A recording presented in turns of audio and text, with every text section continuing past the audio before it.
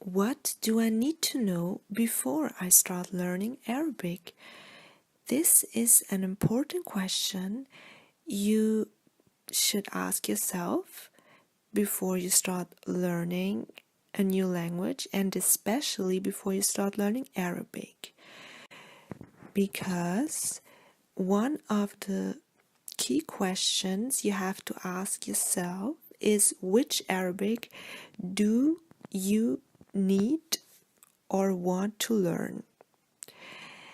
And this is important because in Arabic there is not one form of Arabic, right? Arabic is not like English or, for example, German, where the way you write and read is the same or almost the same as the way how you speak.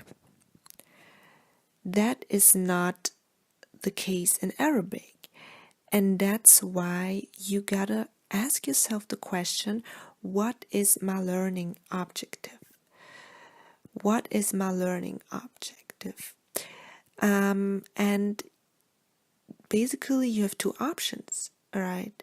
Either you want to learn how to read and write, or you want to communicate with people, right? You want to talk to people, you want to understand people. And of course you can try to do both. You can try to learn how to read and write, and you can try to learn how to talk to people. But for beginners, this is sometimes a bit difficult because reading and writing is so much different from talking. It is basically like almost like learning two languages, and especially when it comes to communicating, there is also not one single form, right? So you have to pick and choose what you want. So let's look a little bit closer at the varieties of Arabic so you can get a better picture of the different forms of Arabic that we have. And in general, we distinguish between formal and colloquial Arabic.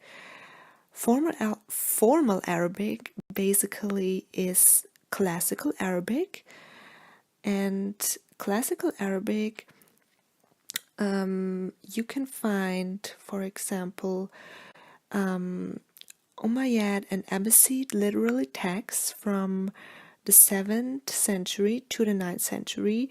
These type of literary texts are written in classical Arabic, and also the original version of the Quran is written in classical Arabic.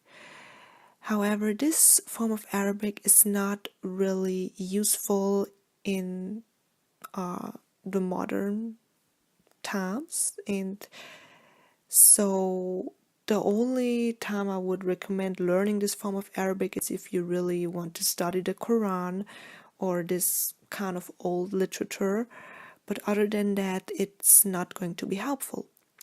So then we have the modern standard Arabic. So modern standard Arabic basically is the modern development, if you want to call it like that, from the classical Arabic, and also probably the little bit easier form of classical Arabic, although it's still quite difficult. And modern standard Arabic, you will find that in books, news, and prepared speeches. So basically, modern standard Arabic is written material and also formal speaking, right? And also that form of Arabic, you will usually be confronted a lot when you want to actually attend an Arabic language course, and also when you read books and watch the news, such as Al Jazeera channel, where you will be most likely see people speaking in modern standard Arabic, and obviously written material anyway is in modern standard Arabic. So this form of Arabic, or that is why this form of Arabic is being taught to beginners, and that's usually also how you learn how to write in Arabic. You get familiarized with the letters and with the grammatical structure of the language. And then we have the colloquial form of Arabic, which are basically regional dialects, and these are very important because that's actually how people speak Arabic. So regional dialects, or this form of Arabic, is used when you talk to people in everyday life. And what makes it so difficult is that there are really a lot of different forms of these dialects, as you can see on this map, right? So depending on where you want to work or travel, or the kind of people you're surrounded with, based on that, you should basically choose the dialect you want to learn. Now, what I get asked a lot by people is, for example, there are people who started to learn modern standard Arabic and then get a little bit frustrated because they don't understand what people are saying, right? When they travel to those countries, and they feel like they're stupid and they don't know Arabic. But don't worry, that's not the truth. You're perfectly fine, because it's totally normal that when you travel to those countries and you feel very confident because you know modern standard Arabic, that you will still not understand people and you will have problems communicating, because there are even Arabs who are not proficient in modern standard Arabic, and so this will make a conversation difficult. But this has nothing to do with you. And even, if you know Arabs who are quite proficient in modern standard Arabic, some of them are also not really willing to speak like that, because it's kind of uncomfortable for them, because that's not what they usually do. Because, like I said, not unless you're some kind of news reporter or you're the president who's holding a formal speech, people don't use modern standard Arabic in the spoken language. It's not a really spoken language. So that's why, obviously, if you travel to a country, you need to familiarize yourself with the dialect of the country.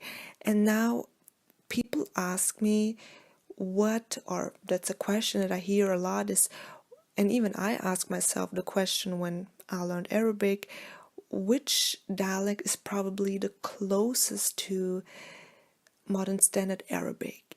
And people have all kind of theories, and usually if you're Syrian, you're gonna say Syrian is the closest. If you're Lebanese, you're gonna say Lebanese is the closest. It's really, everybody's gonna tell you something different, and the truth is there is none, because every dialect obviously took over words from modern standard Arabic, and you will find similarities to modern standard Arabic, but depending on which region, they will also have unique words or unique grammatical structures. For example, if you know French, maybe it would be a little bit easier for you to learn Moroccan or Algerian or Tunisian Arabic because they also have a lot of French words in their language, or words that are quite similar to French because of this influence. While Syrian Arabic, for example, you might not find a lot of these words, and so that's why it might seem to be a little bit closer to modern standard Arabic. However, that is not necessarily true. And if you actually really want to pick one dialect that is maybe the closest, then probably you would need to go with the Hijazi dialect, which is spoken in the western part of Saudi Arabia. So basically around the regions of Mecca and Medina. So that's what many people consider quite close to modern standard Arabic. But then again, if you're never going to travel to this region, probably it also wouldn't make sense to learn it. So that's why I highly recommend to learn a dialect where you know you will be either going to this region or be surrounded by people from this region.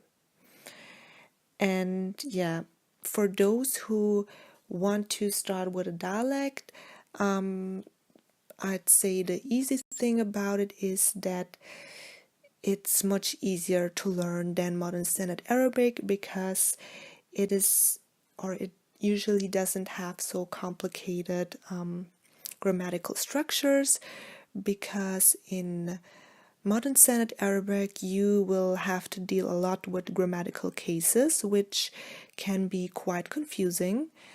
And usually when you learn a dialect, there are no grammatical cases being used, so that is actually an advantage. Now, if you want to know more about modern standard Arabic, you might want to check out my other videos on this channel about modern standard Arabic grammar. I will be probably not talking a lot about dialects because I'm not a native speaker, and I think I'll leave it up to native speakers who are proficient in their dialect and definitely know all what you need to know in order to become a fluent Arabic speaker. So I hope you enjoyed this video, and hopefully I'll see you in my next video.